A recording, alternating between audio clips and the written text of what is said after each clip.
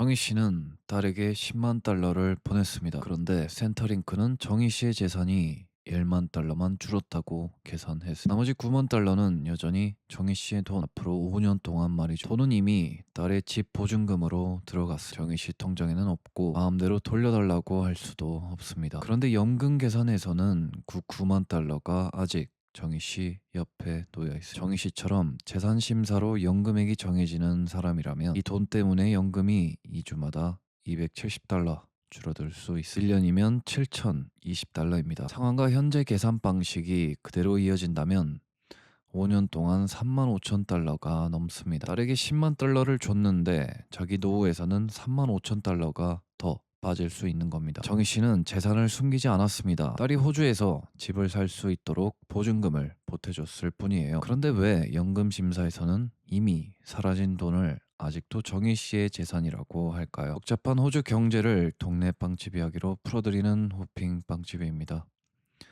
정희 씨는 호핑빵집을 30년간 운영했습니다. 새벽 4시에 문을 열고 밀가루 값과 전기료, 직원 월급을 매주 장부에 적었습니다. 그러다 67이 되던 해 가게를 정리하고 은퇴를 준비했습니다. 마침 딸도 첫 집을 알아보고 있었죠. 집값은 계속 올랐고 딸이 모아둔 돈만으로는 보증겠어. 정희 씨 통장에는 가게를 정리하고 남은 돈이 있었습니다. 내가 살아있을 때 주는 게 낫지. 딸에게 10만 달러를 보냈습니다. 은행 앱에는 송금 완료라고 떴고 정희 씨의 잔액은 정확히 10만 달러 줄었습니다. 그녀는 재산도 그만큼 줄었다고 생각했어요. 노령연금을 신청할 때도 현재 통장에 남아있는 돈만 적으면 된다고 여겼습니다. 하지만 연금심사의 장부는 달랐습니다. 누구의 계좌에 돈이 들어있는지만 보는 게 아니었어요. 그 돈을 넘겨주면서 같은 가치의 무언가를 돌려받았는지도 봅니다. 정희 씨는 딸에게 10만 달러를 보냈고 그 대가로 받은 것은 없었습니다. 딸의 집에 정희 씨 이름이 올라간 것도 아니고 딸이 갚아야 할 빚으로 적힌 것도 아니었어요. 그냥 준 돈이었습니다. 최근 5년 동안 다른 큰 돈을 준 적이 없었던 정희 씨. 호주 연금 계산에는 이렇게 대가 없이 넘긴 돈의 한도가 있습니다. 한 회계연도에 1만 달러 그리고 5개 회계연도를 합쳐 3만 달러. 여기서 많은 사람이 두 번째 숫자를 잘못 읽습니다. 5년 동안 3만 달러까지 괜찮다면 올해 한 번에 3만 달러를 줘도 되겠 그렇지 않습니다. 5년 합계가 3만 달러를 넘지 않아야 하고 한 회계연도에 인정되는 금액도 1만 달러를 넘을 수. 정희 씨는 한 번에 10만 달러를 보냈습니다. 그래서 연금 장부에서 바로 사라진 돈은 1만 달러.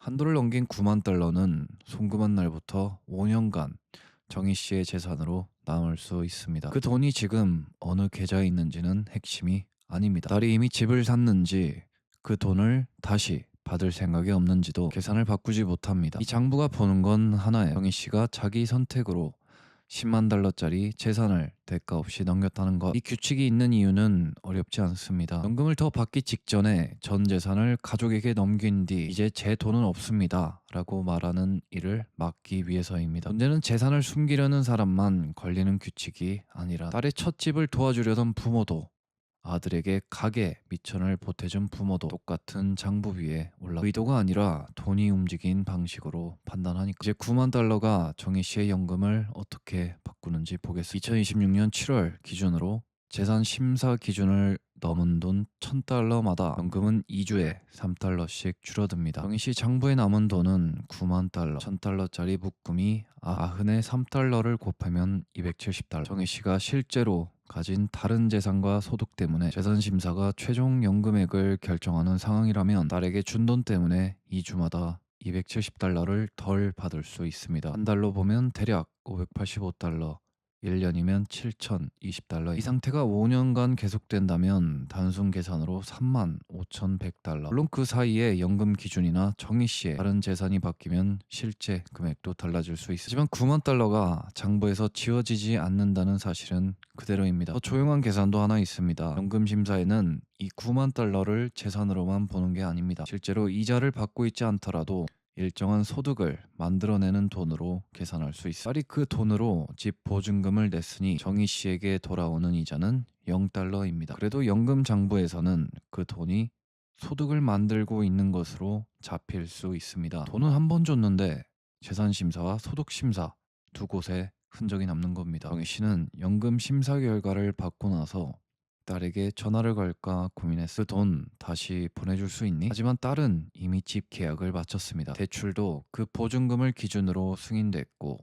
돈을 돌려주려면 집 계획부터 무너지. 이 장면에서 정희 씨가 처음 알게 된 건 돈을 주면 안 된다는 교훈이 아니었습니다. 확인할 시점이 완전히 달랐다는 사실이었. 딸에게 송금한 뒤 연금이 어떻게 될지 묻는 게 아니라 연금 버튼을 누르기 전에 연금 장부에 얼마가 남았는지 봤어요. 정희 씨에게 필요한 질문은 하나뿐이었습니다. 내가 오늘 10만 달러를 보내면 이 돈은 언제 내 재산에서 지워지는가? 답을 먼저 알았다면 딸을 돕지 않았을 거라는 뜻은 다만 딸에게 들어갈 10만 달러와 자기 연금에서 줄어들 수 있는 돈을 함께 놓고 결정했을 것입니다. 가족에게 돈을 주는 선택은 감정으로 시작할 수 있습니다. 하지만 호주 연금은 그 감정을 계산하지 않습니다. 누구를 위해 줬는지보다 얼마를 언제 무엇을 받고 넘겼는지를. 씨는 30년간 호핑빵집 장부를 샀어. 밀가루 값을 내면 줄을 거 직업 월급을 보내면 지급 완료라고 적었지만 연금 장부에서는 송금 완료가 거래 완료를 뜻하지 않았어. 딸의 통장에는 10만 달러가 들어왔습니다. 씨 통장에는 10만 달러가 사라져. 그런데 그 장부에는 여전히 정희 씨 이름으로 9만 달러가 남아. 호주 연금에서 가장 오래 남는 통장에 있는 돈이 아닐지 다른 사람에게 줬는데도 아직 내 재산으로 계산되는 돈입니다. 고맙습니다. 핑이었습니다.